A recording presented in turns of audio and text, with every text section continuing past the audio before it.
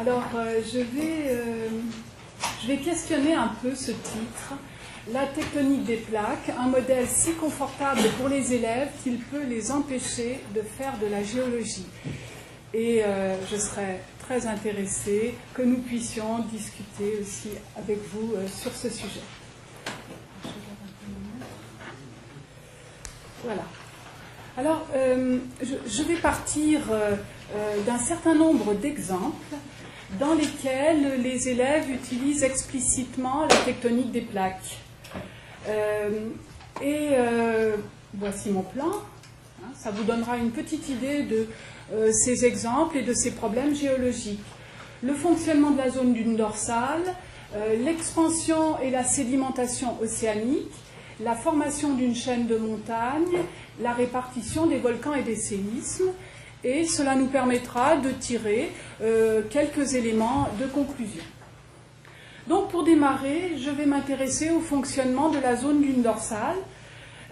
Nous allons nous projeter dans des classes même de première S, et nous allons nous demander comment les élèves prennent en charge spontanément ce problème. Quelle mobilisation font-ils du modèle de la tectonique des plaques? Nous pourrons ensuite nous demander si le fonctionnement qu'ils adoptent dans le cadre de ce problème se retrouve dans les autres problèmes. Alors, nous sommes au début d'une séquence d'apprentissage concernant l'évolution de la zone dune dorsale. Cette situation de classe vient après que les élèves se sont replacés dans le cadre général de la tectonique des plaques. Ils ont établi les grands traits de l'histoire d'un fond océanique et ils ont réfléchi à l'origine du magma de la zone dune dorsale. Et à ce moment-là, eh bien, nous demandons aux élèves de prévoir, en utilisant les deux coupes qui sont là, ils reçoivent ces deux coupes-là, de prévoir comment sera cette zone dans quelques millions d'années. La coupe à gauche correspond à ce qu'ils maîtrisent bien, cela a été travaillé. Vous y voyez bien? Oui, ça va. La coupe de droite, eh bien, leur est proposée pour qu'ils l'aménagent et expliquer comment sera cette zone dans quelques millions d'années. Voilà. Alors, quelle est notre intention? C'est de voir si d'emblée les élèves mobilisent l'idée de stabilité structurelle. Parce que la zone dune dorsale, lorsqu'elle va évoluer, elle va toujours rester, elle va toujours garder sa même organisation structurale. Donc, les élèves se positionnent-ils sur cette idée de stabilité structurelle ou bien fonctionnent-ils autrement? Quand on s'intéresse aux productions recueillies, eh bien, il est assez aisé de les répartir en deux paquets. Vous avez un premier type d'explication qui correspond à ce que je vous montre ici. Qu'est-ce qu'on remarque? Eh bien, on remarque que l'élève, alors ça s'est fait soit individuellement, soit en binôme, ça dépendait des années et des classes. Ici, c'est un binôme. Le binôme, là, fait s'écarter les plaques. Il pouvait découper, donc il a découpé. Il fait remonter du magma. Il colmate le haut de la chambre magmatique et lorsqu'il présente son travail, on se rend compte qu'il va à nouveau faire s'écarter les plaques, faire remonter du magma, colmater le haut de la chambre magmatique. Cette réponse d'élève, nous pouvons la comparer à une mise en histoire. Il y a un commencement, il y a une succession d'épisodes et il y a une fin. Et cette histoire pourra recommencer si ça s'écarte à nouveau, si les plaques s'écartent à nouveau.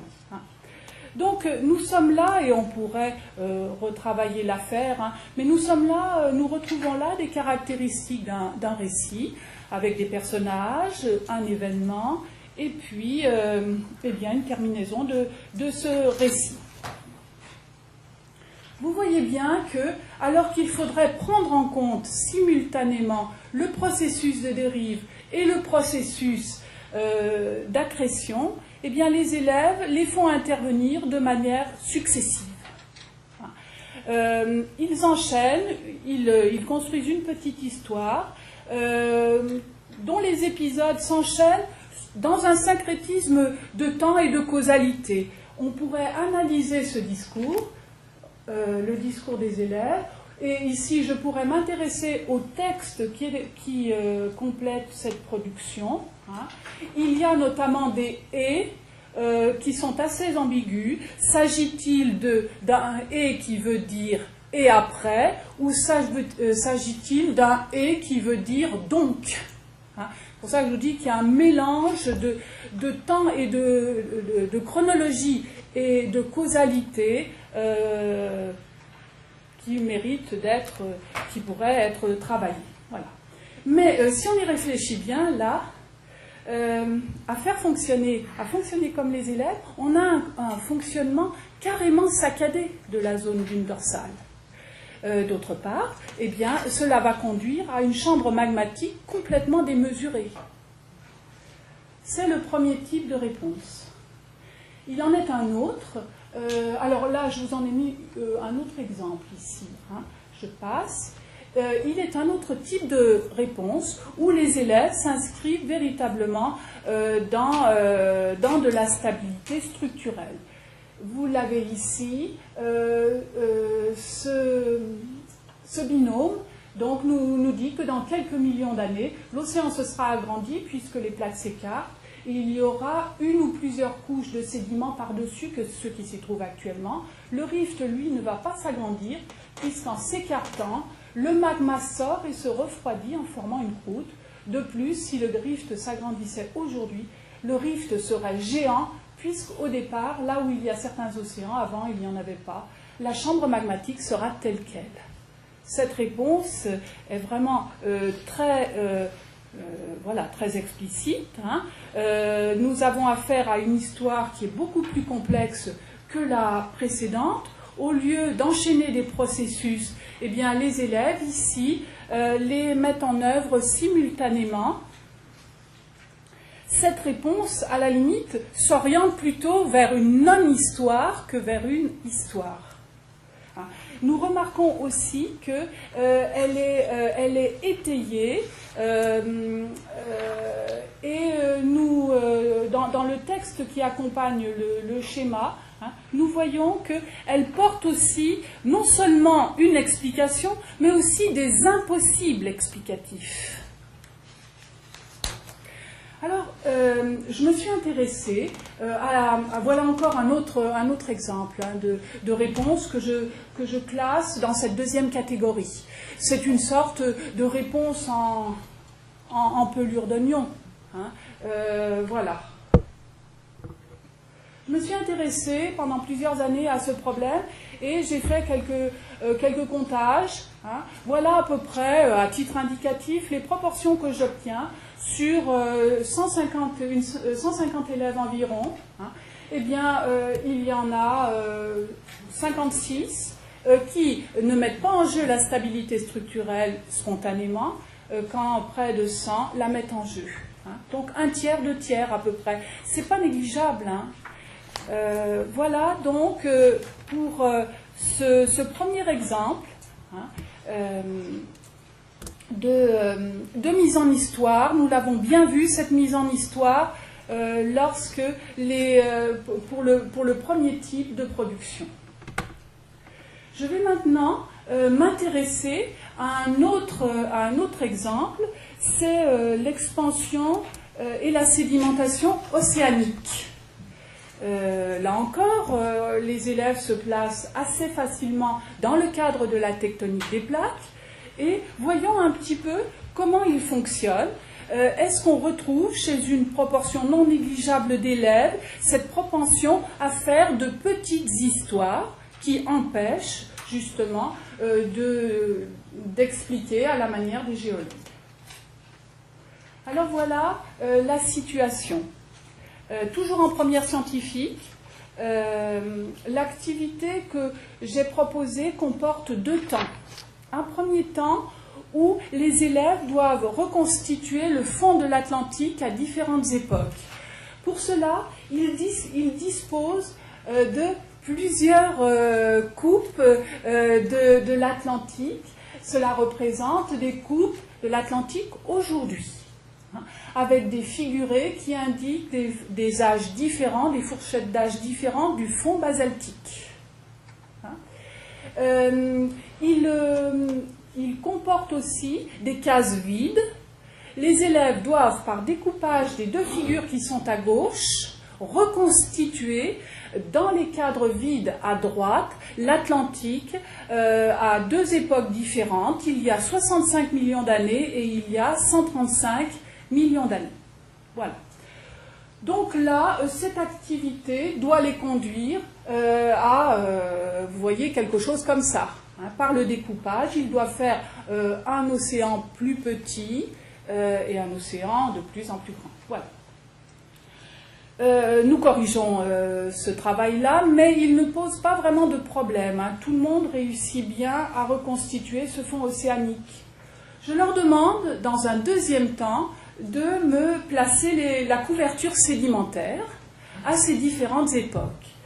Et là, eh bien, j'obtiens, là encore, 2 grands types de réponses. Je vais laisser de côté. Il y a quelques réponses un petit peu, mais plus nombreuses, qui présentent d'autres modes d'explication, mais je les ai un peu laissées de côté pour vous présenter vraiment ce qui revient très régulièrement.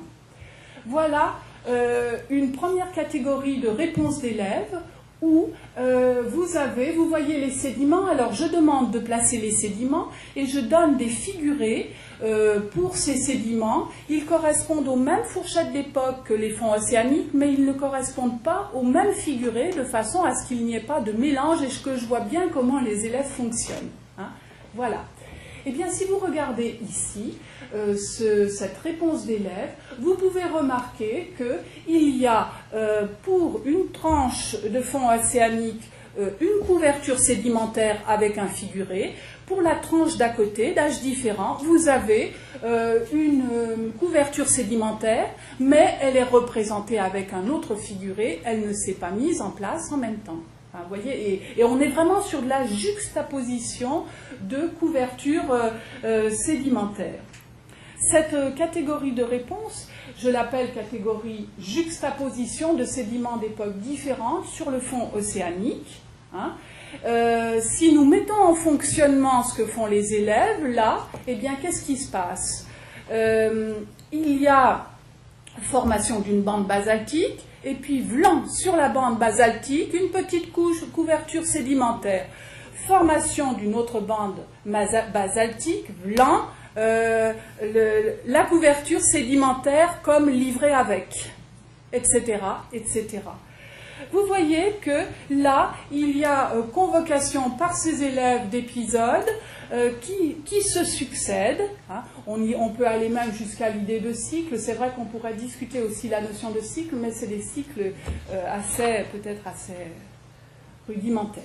Voilà.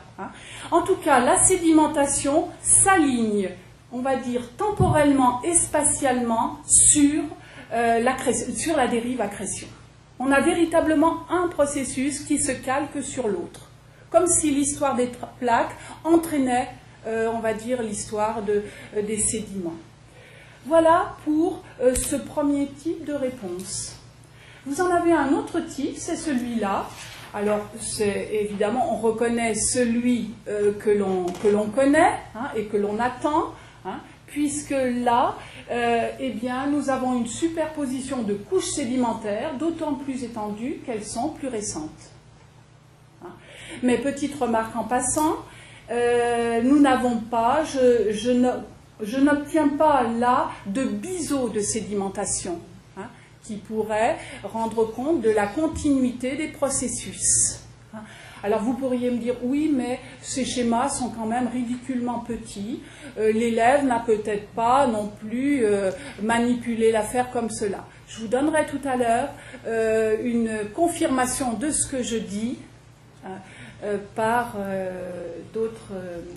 une autre source de données.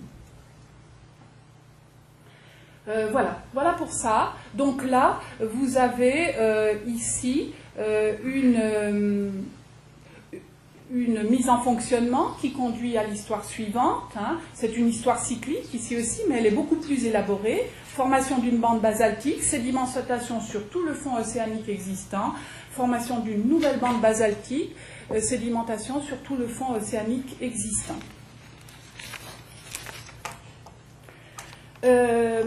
Sur ce nouvel exemple, vous voyez que les élèves, une partie des élèves a tendance à substituer, même d'ailleurs chez tous, hein, même dans le deuxième cas ici, le temps séquentiel de la mise en histoire, autrement dit des enchaînements d'épisodes, à la continuité et à la simultanéité des processus. Bien évidemment, c'est une façon d'articuler le temps et l'espace qui est différente de celle des scientifiques. Voilà.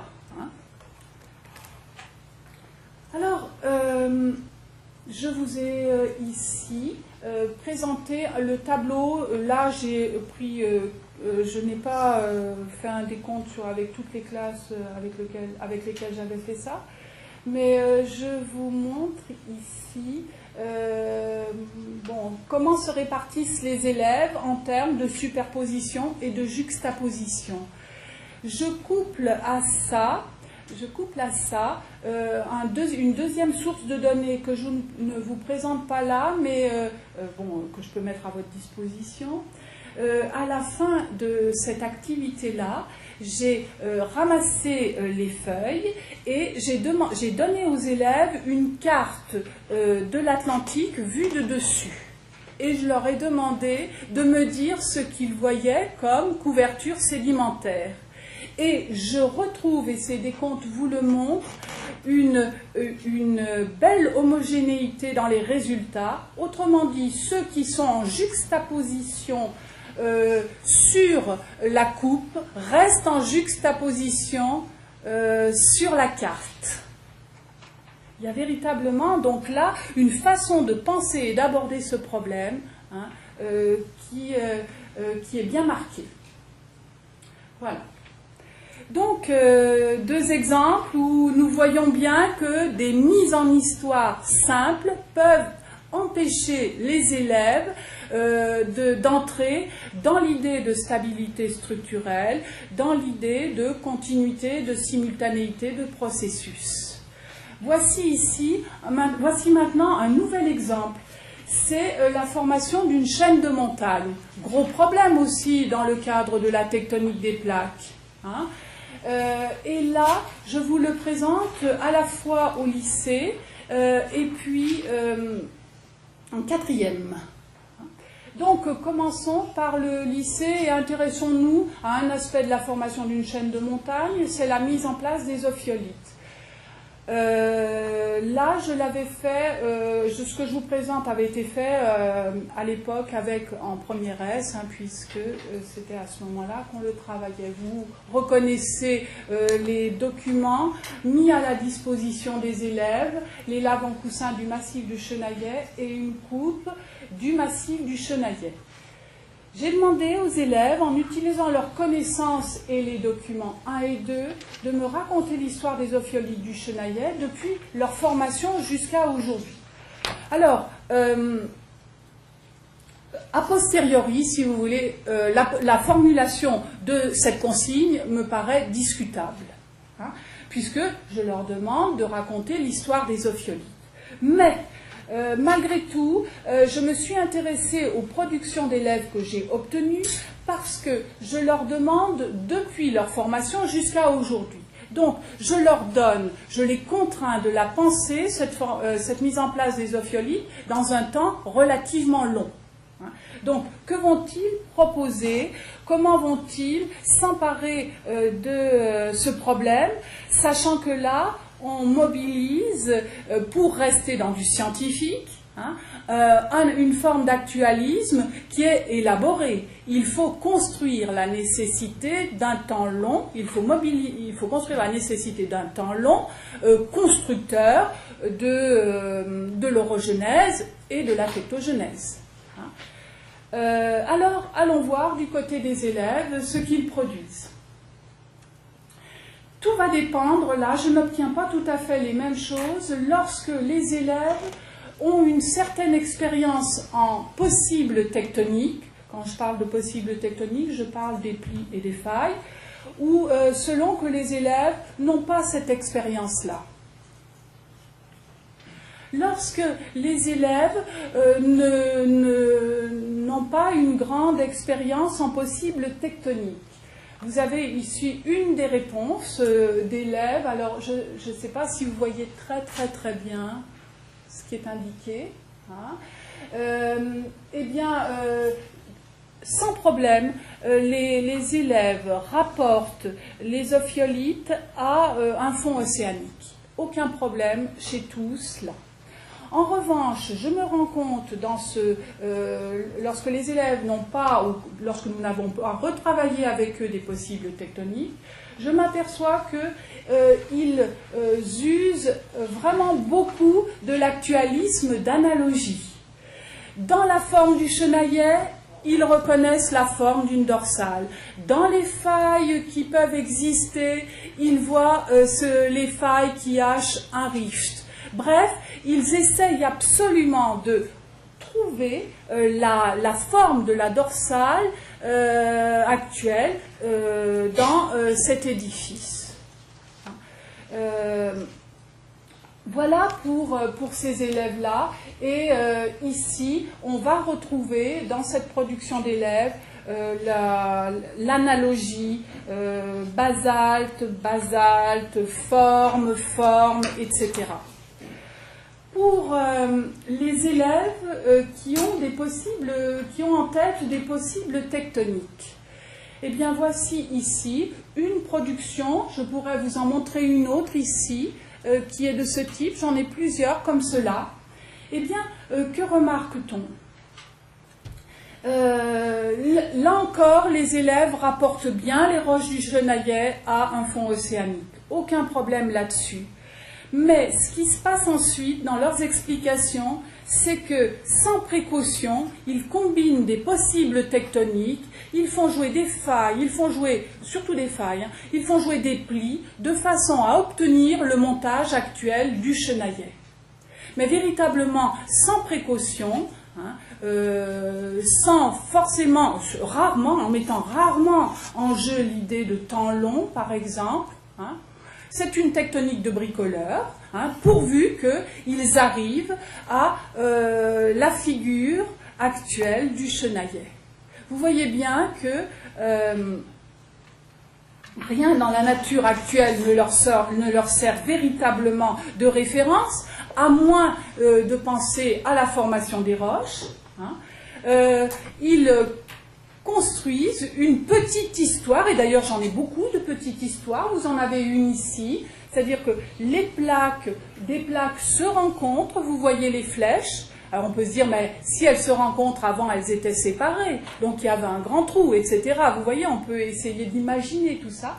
Elles se rencontrent, elles se cognent, et puis ça explose, ça donne une sorte de bouquet de formations rocheuses qui ressemble en partie à l'organisation du chenaillet. Voici une autre explication.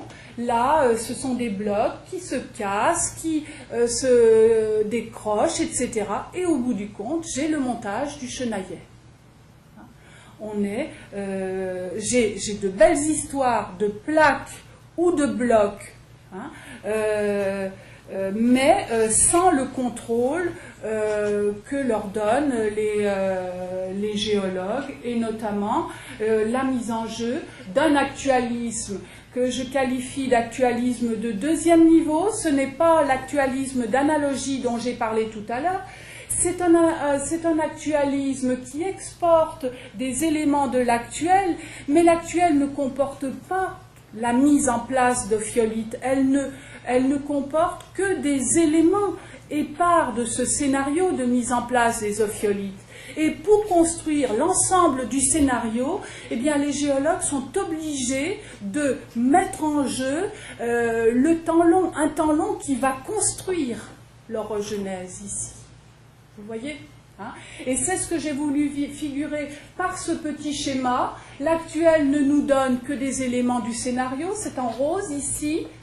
On l'exporte dans le passé, mais il faut imaginer un temps long qui va construire à partir de ces éléments de l'actuel le phénomène en question. Les élèves sont bien loin de tout ça. Alors, vous avez ici, nous passons en quatrième, et toujours pareil, sur la formation d'une chaîne de montagne, quelles sont les explications spontanées des élèves? C'est au début, alors ça vient après que les élèves ont quand même déjà travaillé sur la tectonique des plaques, et nous demandons aux élèves d'expliquer comment s'est formée une chaîne de montagne telle que l'Himalaya. Ils doivent répondre par un texte et des schémas mettant en jeu la lithosphère. Eh bien, ils travaillent d'abord en individuel, puis en groupe. Je vais vous présenter quelques productions de groupe. Alors ici, j'en ai mis 3 parce que nous avons entendu les groupes les uns après les autres. Je vais vous présenter les 2 premières plus en détail. Qu'avons-nous sur les schémas de ce groupe? Nous avons 2 personnages, les plaques, qui étaient séparés, et puis qui se rapprochent, et puis qui se cognent. Et apparemment, dans leur confrontation, eh bien, il y a pincement d'éléments de l'asténosphère, ça remonte et ça forme la chaîne de montagne. Voilà. J'ai confirmation là du fait que ce ne sont pas les plaques qui donnent le massif montagneux quand je me reporte aux productions individuelles des élèves. Il est dit explicitement que c'est l'asténosphère qui forme le massif montagneux. Mais regardez un petit peu, je parlais de mise en histoire tout à l'heure. Eh bien ici, vous avez une belle histoire de plaques, des personnages à qui il arrive des aventures et qui restent intacts. Les élèves n'abîment, d'une certaine manière, les élèves gardent l'intégrité des plaques. Là encore, il y a une forme de chosification de la plaque qu'on ne trouve pas dans les explications des chercheurs, bien sûr. Vous avez ici un autre exemple, c'était le deuxième dans les productions que je vous ai montrées tout à l'heure. Et là, eh bien, les plaques se resserrent, cela fait une compression, puis cela forme une chaîne de montagne. On remarque que ce qui forme la chaîne de montagne ne porte aucunement atteinte aux plaques en jeu. Nous pourrions étudier la dernière là, que j'avais mise, j'en ai plusieurs ici, et dire à peu près la même chose. Voilà des productions individuelles. Ce que je peux vous dire, c'est que on a choisi là de faire des groupes à partir des productions individuelles. On a choisi de faire des groupes homogènes du point de vue des conceptions.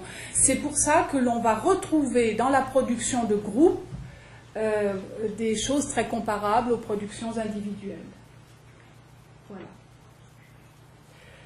Voilà. Alors,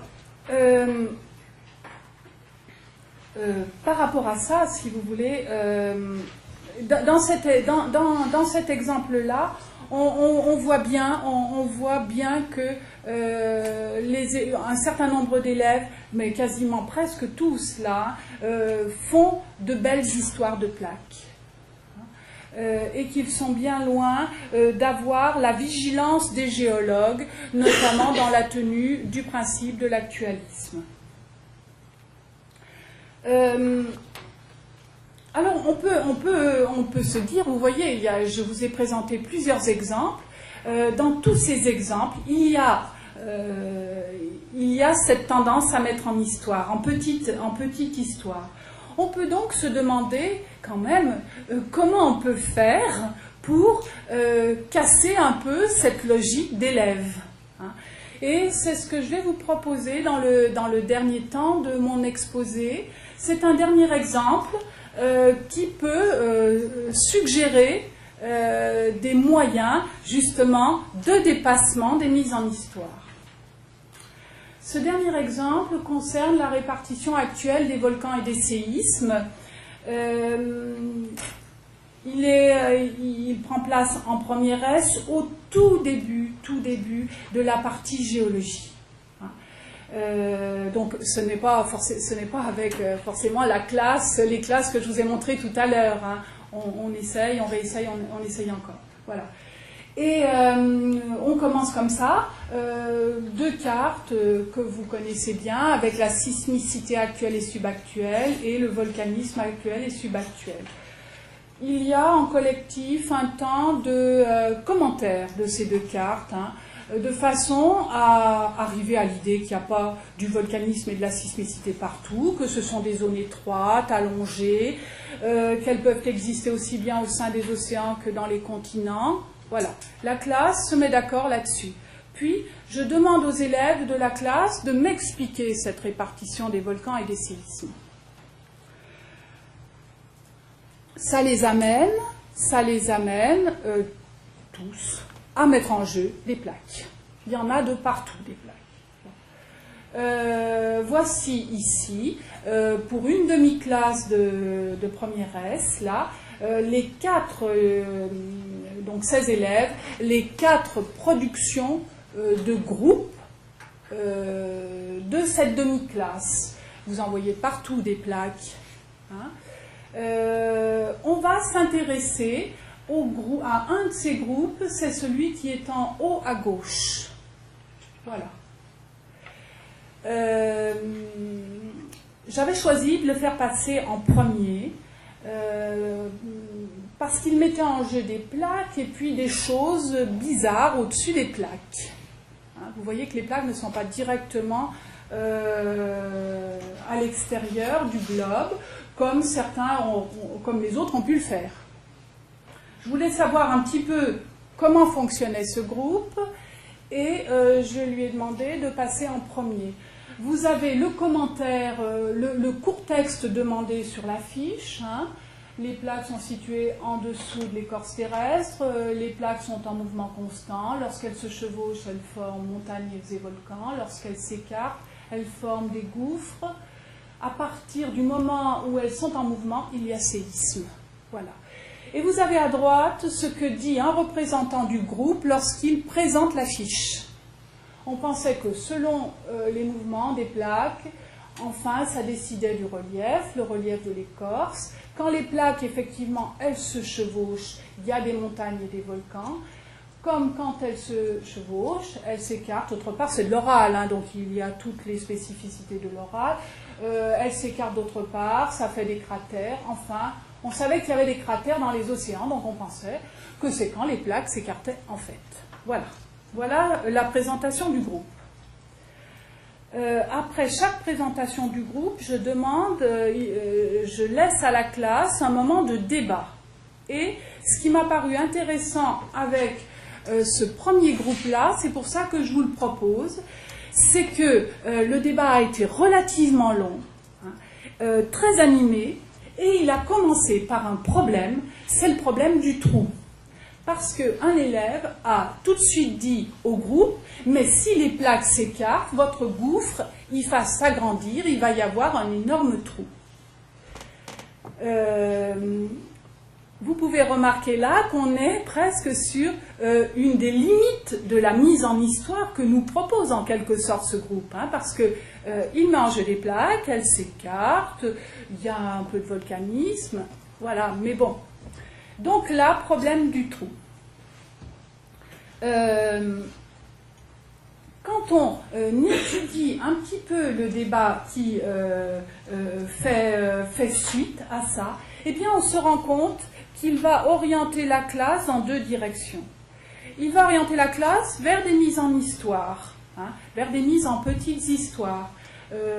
Ça pourra être mise en histoire de la partie, vous voyez, chaîne de montagne, ici, explication de la chaîne de montagne.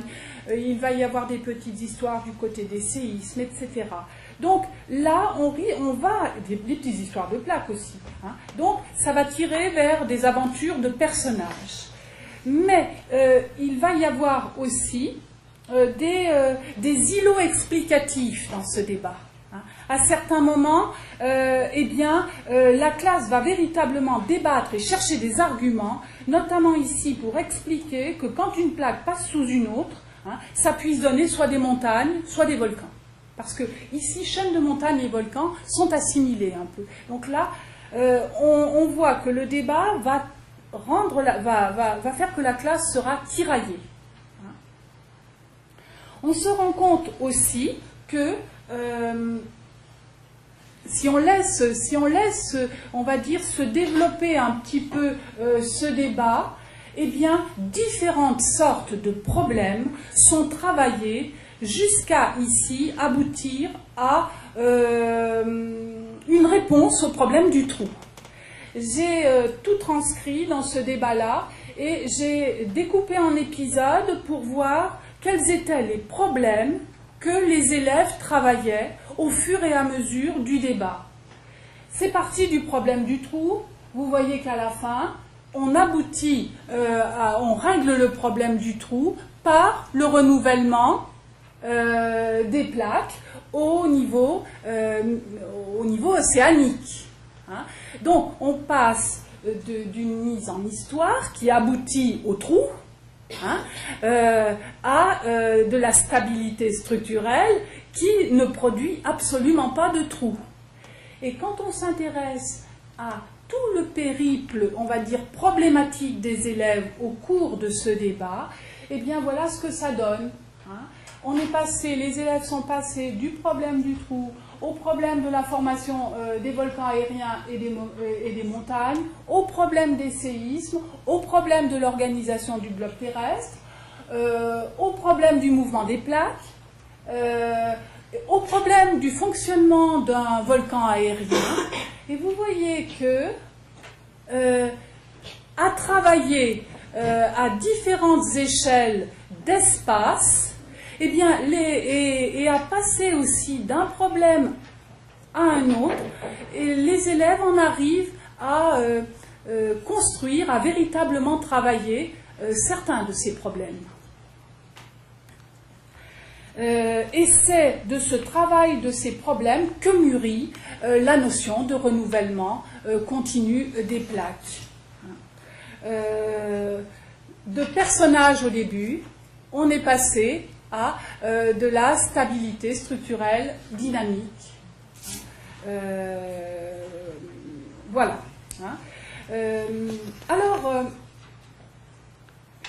Voici ici, juste à titre d'illustration, quelques propos d'élèves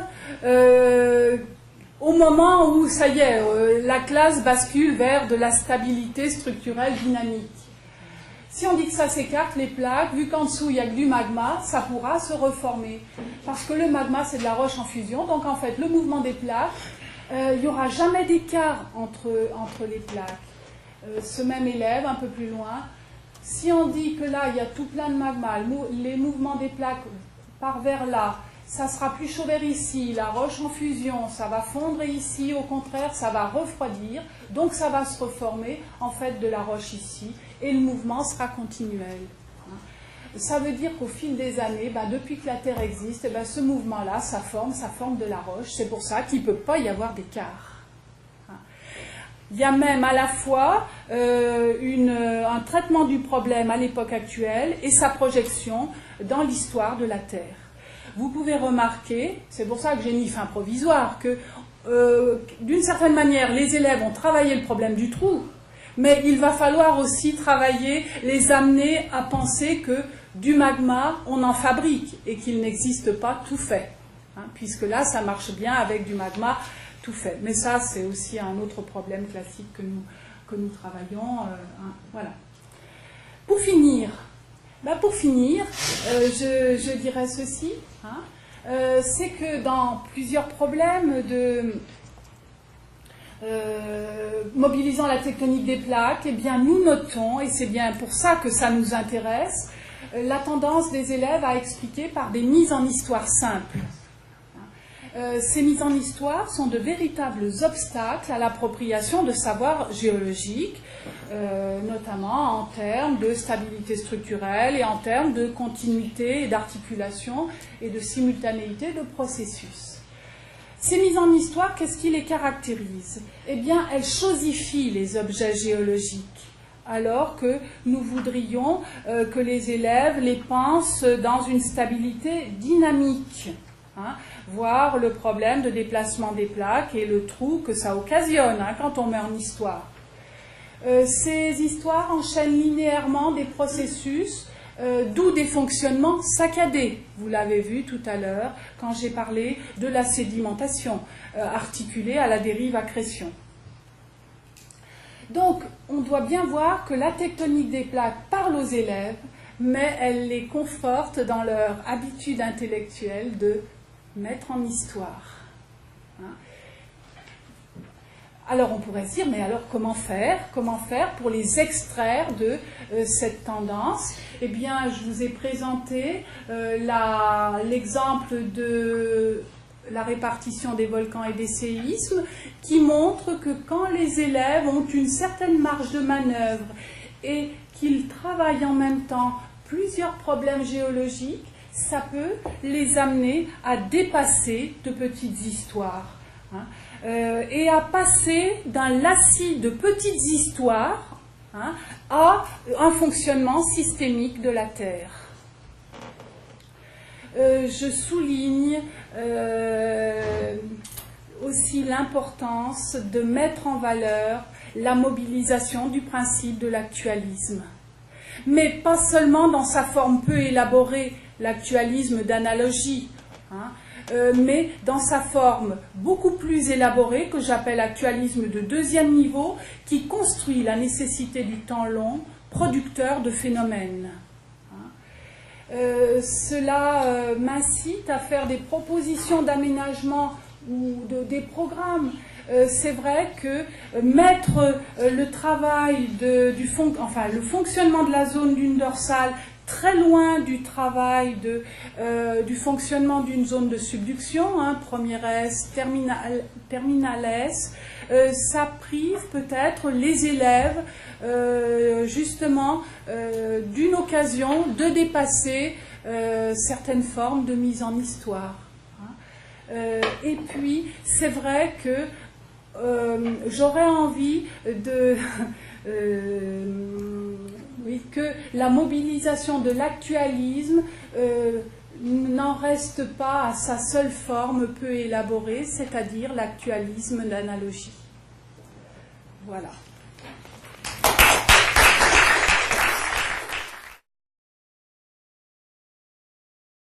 Vous avez dit que les élèves avaient tendance à raconter des histoires et à chosifier, pour envoyer le vocabulaire, des objets géologiques. Quelque chose qui manque beaucoup dans votre intervention, c'est le fait géologique, la mesure, l'observation, la cartographie parfois, si bien que l'élève, lorsqu'on lui demande de construire, on va dire un modèle, qu'est-ce qu'il peut, sinon raconter des histoires? Qu'est-ce qu'il peut faire, surtout s'il ne connaît pas, comme vous l'avez dit, les possibles tectoniques? C'est parce que, en fait, il est capable de proposer des possibilités qui seront ensuite testées par la réalité, qu'il pourra faire une démarche scientifique.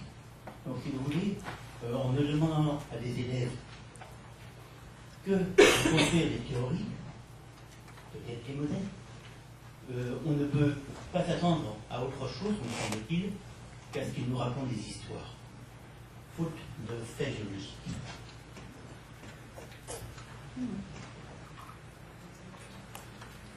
Alors, oui,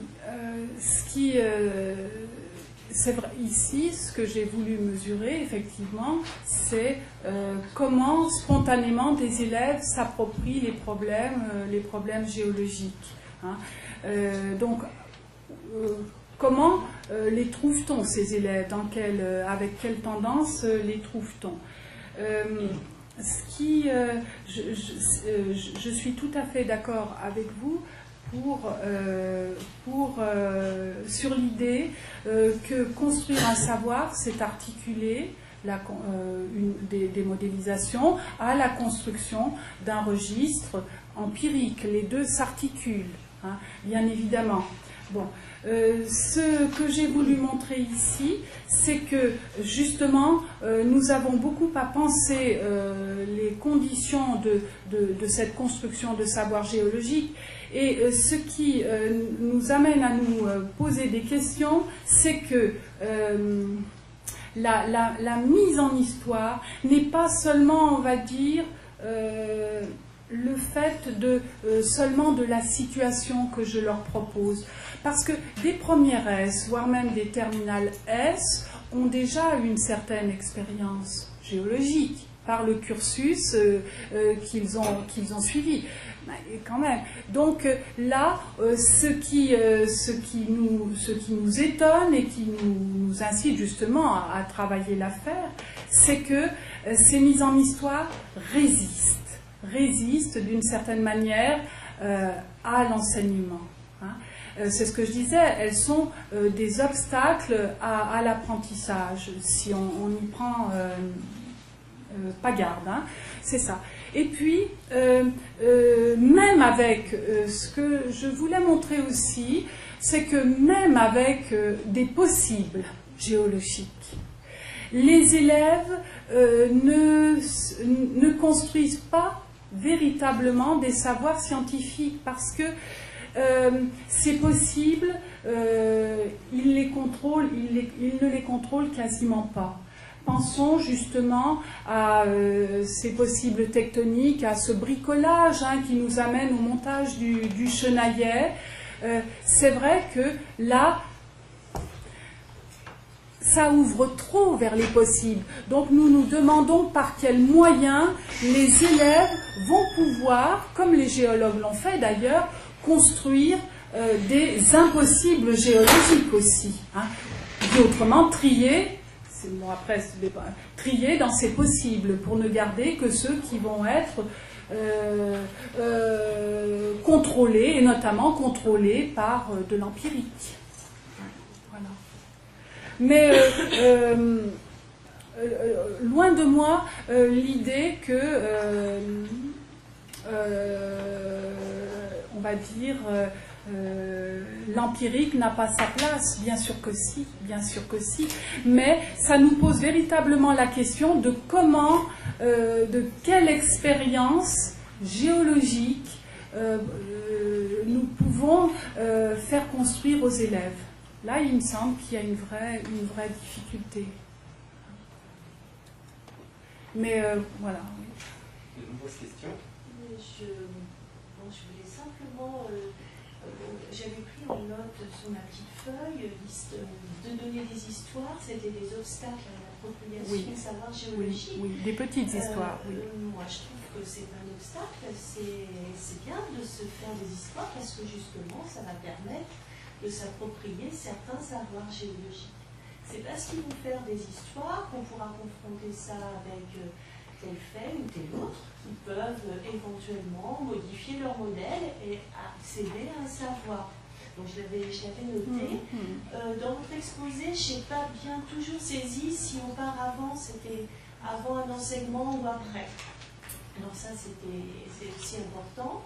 Après, en même temps que vous parliez d'histoire, je pensais à Wegener et puis je pensais à l'histoire et aux histoires qui s'étaient faites aussi, lui. Et puis ensuite, je n'ai pas bien compris, avec proposition d'aménagement des programmes, ne pas contenir la mobilisation de l'actualisme à sa seule forme, peu élaborée, frontalienne. Et puis souvent, les élèves, quand on arrive au cours de géologie, j'arrive avec ce qu'ils appellent un caillou et je leur dis, bah, voyez, ça, c'est un super livre d'histoire. Donc j'ai tout faux. Alors, loin de moi l'idée comment dire, de dire comment il faut faire, hein, et de juger en bien et en mal. Hein, c'est pas du tout ça. Ce qui me préoccupe, c'est de comprendre comment les élèves fonctionnent et comment je peux leur faire construire un véritable savoir scientifique, géologique. Alors, de ce point de vue-là, vous parliez de l'histoire des sciences, et c'est vrai que j'ai pas mal travaillé sur l'actualisme, notamment avec mon maître, hein, Gabriel Gau. Bah, quand même. Hein, donc, non, mais il y a une véritable, je veux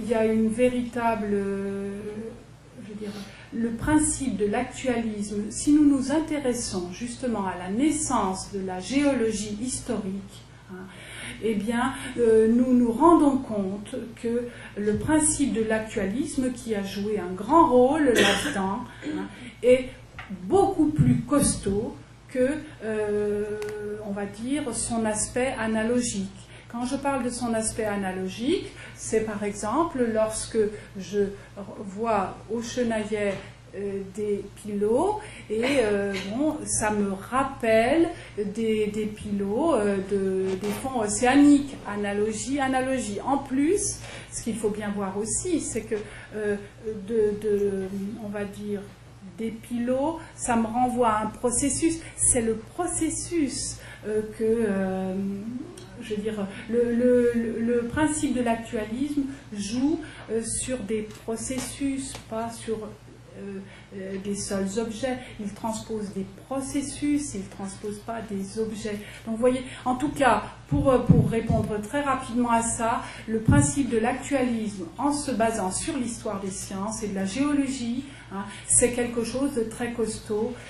Il me semble que lorsque nous travaillons sur la formation des chaînes de montagne, eh bien, il pourrait être intéressant que nous le consolidions, ce principe, avec des élèves. Hein. On ne peut pas, dès lors qu'on est sur des processus aussi complexes que l'orogenèse, on ne peut pas le limiter à la seule analogie. Voilà, hein, ça c'était une première chose.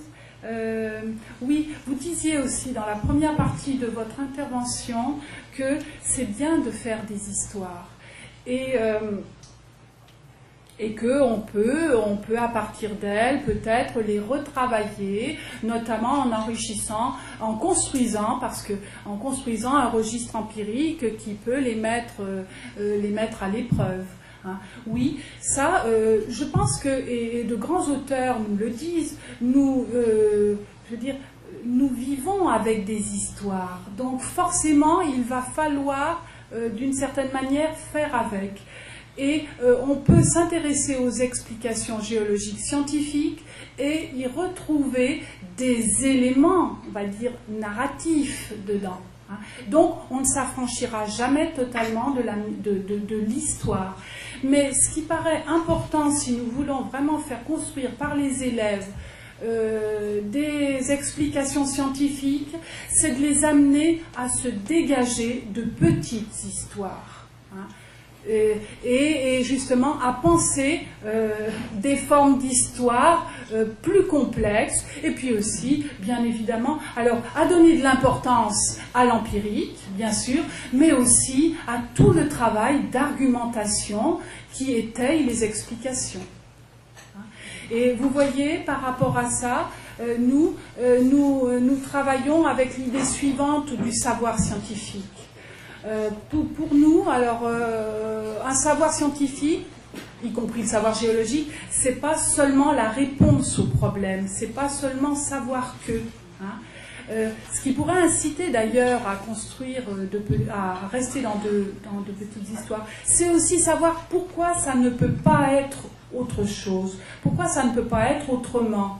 Et là, on va sortir, ce sera une façon de sortir de petites histoires et de fournir des explications véritablement étayées. Voilà. Oui, Denise, on est intéressé, toi comme moi, d'ailleurs c'est pour ça que j'ai dirigé ta thèse effectivement à cet actualisme, et je pense que j'ai bien voulu nous montrer que ce qui était le devoir, enfin en tout cas le but, l'objectif d'un professeur de SVT, c'était de faire passer de cet actualisme l'analogie qui est spontanée. Hein.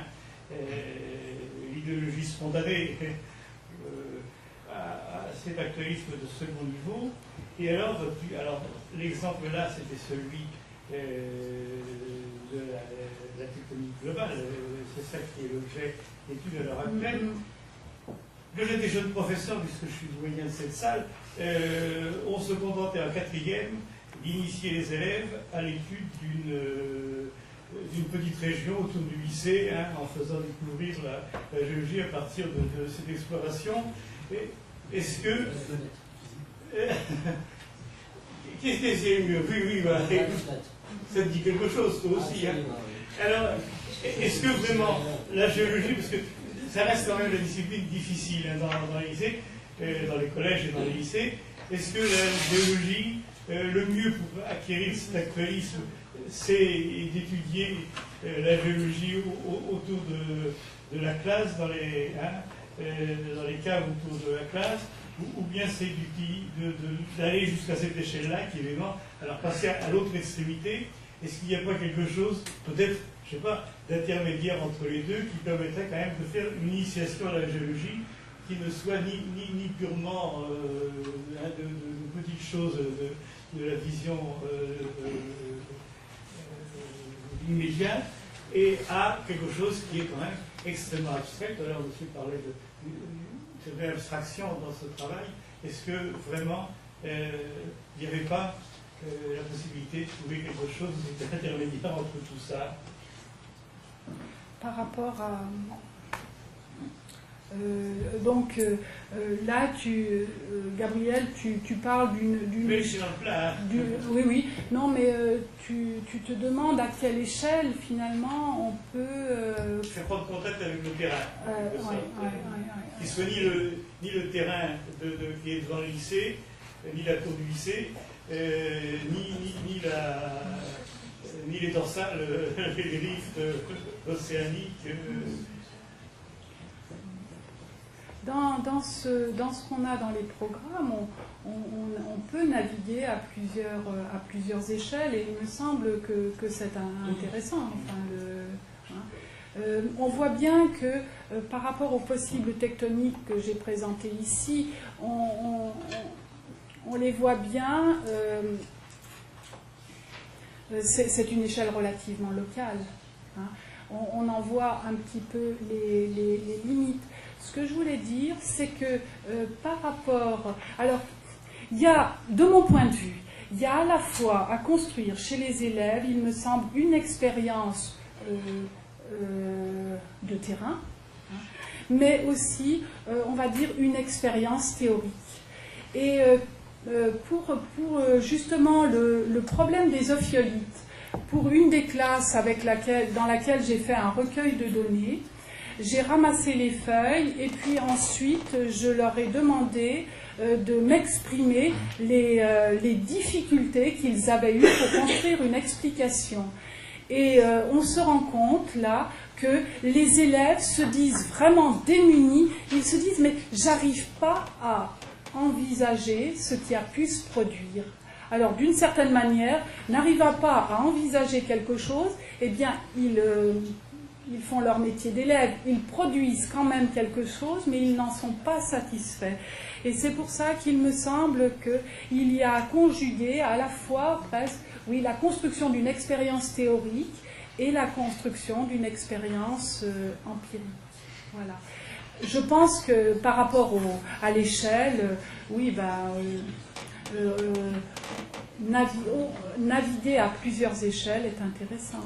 Il y a de beaux trucs de cinéma sur la formation du pilote Laplace, qui sont quand même possibles. Oui, mais là, on est sur de... Je ne sais pas si ça suffit. Ah oui, voilà, c'est ça. C'est le problème du temps long. Parce que, c'est ce que je n'ai pas dit, les élèves, parfois, mobilisent du temps long. Mais c'est le temps long qui permet de tout faire. C'est une forme de temps long magique. Alors vous allez me dire, j'ai une idée fixe, c'est encore... Oui, c'est encore de la petite histoire. C'est pas le temps long que les géologues ont construit. Et là encore, l'histoire et les sciences nous montrent de belles choses. Hein. Et ça relève d'une véritable construction. Ça n'a rien... au contraire, ils veulent s'échapper du magique. Hein, et des géogonies, comme dit Oikos. Hein, c'est ça, il y a vraiment eu ce travail d'extraction d'histoire de la Terre non contrôlée. Hein. Une dernière question, et puis on passe à la seconde conférence de l'après-midi, sachant qu'il y aura une demi-heure d'échange sur l'ensemble de la journée, donc soyez rassurés et pas frustrés. J'ai oublié de redire à chaque fois que vous présentez, excusez-moi. Allô, oui. Bonjour, je m'appelle Damien Jojard, je suis à Prague en géologie en master enseignement. Alors, je ne suis pas la bonne personne pour poser la dernière question parce que je viens d'arriver, donc je suis confus et peut-être que la question tombera un petit peu à l'eau.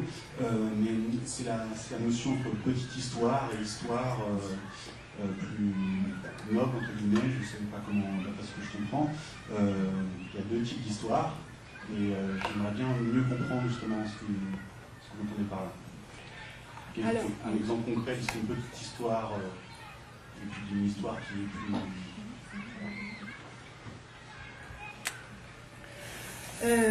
Oui.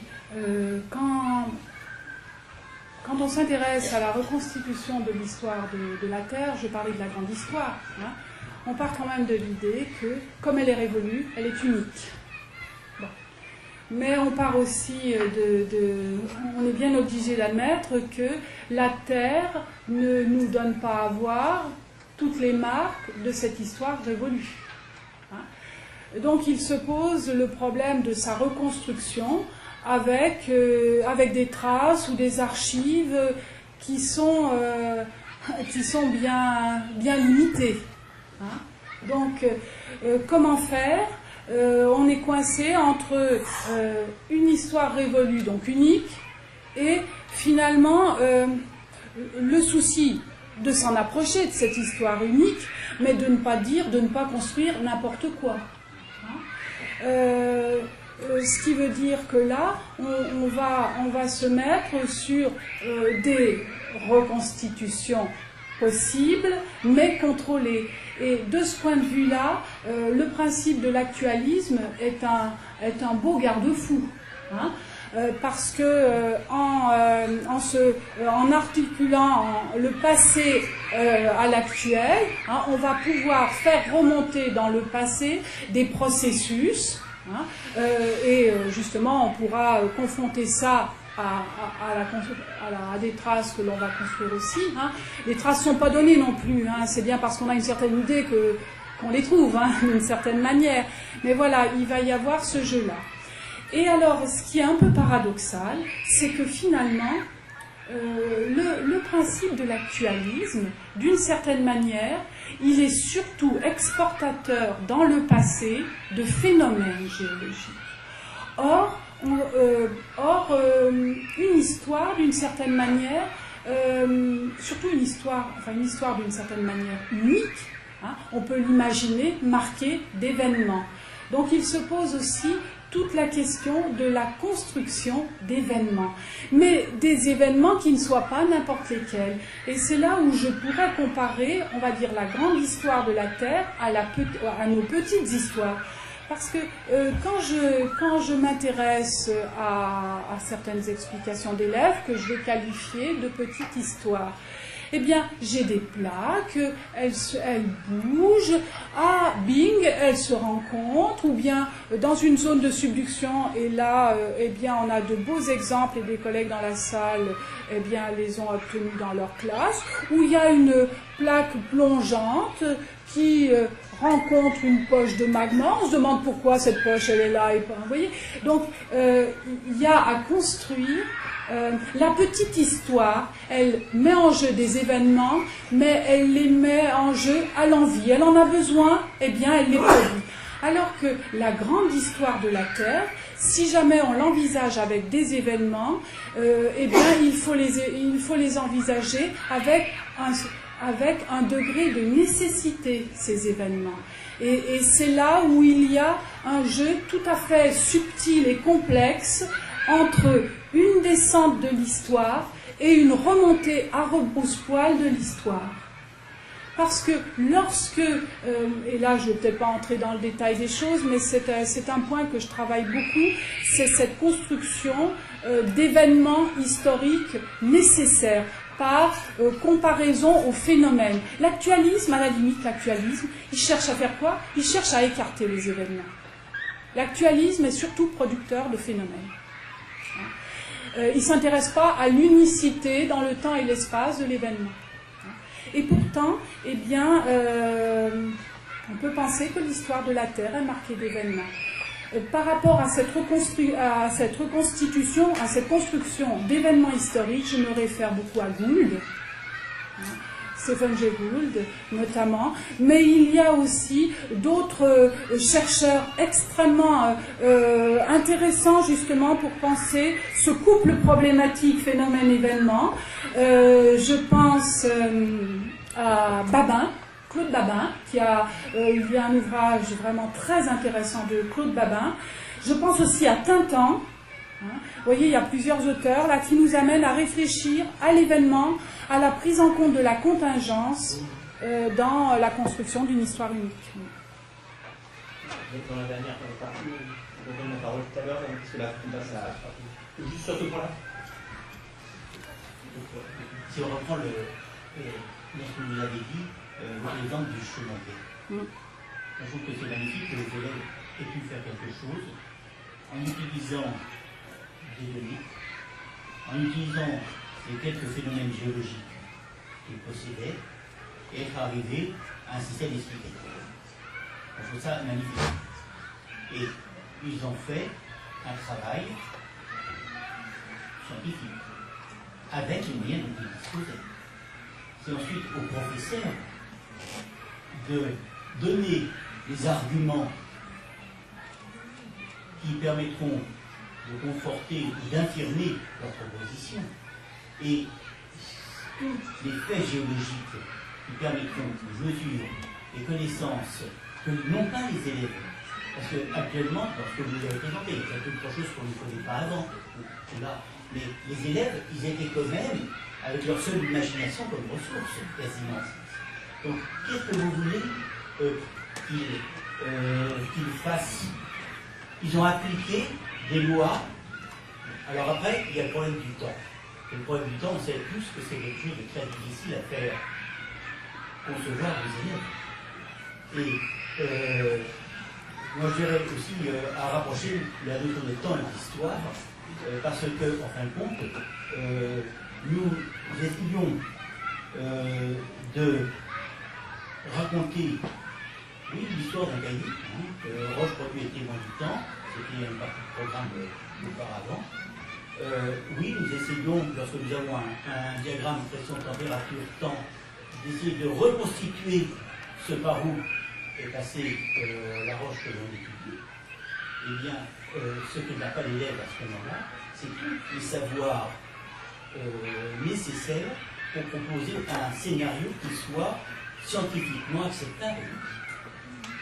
Donc c'est pour ça, si vous dites que je vous ai dit tout à l'heure que les faits géologiques me manquaient, c'est aux professeurs à les apporter et à infirmer ou confirmer, en fin de compte, la l'histoire, c'est une hypothèse qui a fait l'élève. Oui, bien sûr. Je ne sais pas si... Oui, mais on est bien d'accord là-dessus. Mais ce qui est étonnant, malgré tout, c'est que lorsque on monte dans la scolarité, lorsque on revisite certains problèmes géologiques, eh bien, quand on s'intéresse, et c'était mon choix aujourd'hui, c'est de voir où en sont les élèves au début. Et je réponds à madame, je ne vous avais peut-être pas suffisamment répondu tout à l'heure. Ces situations-là viennent au début de la séquence d'apprentissage pour chacun des problèmes que j'ai considérés. Et je voulais voir où en étaient les élèves. Ce qui est quand même étonnant, c'est que chez des élèves, donc première S, mais j'ai des productions aussi d'étudiants de l'enseignement supérieur. En début de séquence d'apprentissage, il y a une forme de récurrence de certaines petites histoires. Je ne dis pas que ça touche tous les élèves, hein, mais il y a véritablement... pourquoi se cantonne-t-il là-dedans? C'est pour ça. Alors, bien, je suis bien d'accord avec vous que notre travail, on est quand même là pour les amener à construire des savoirs scientifiques, géologiques, bien sûr. Hein, mais d'où partons et pourquoi, finalement, certaines tendances sont récurrentes à ce point-là. Voilà ce qui nous intéresse. Merci beaucoup.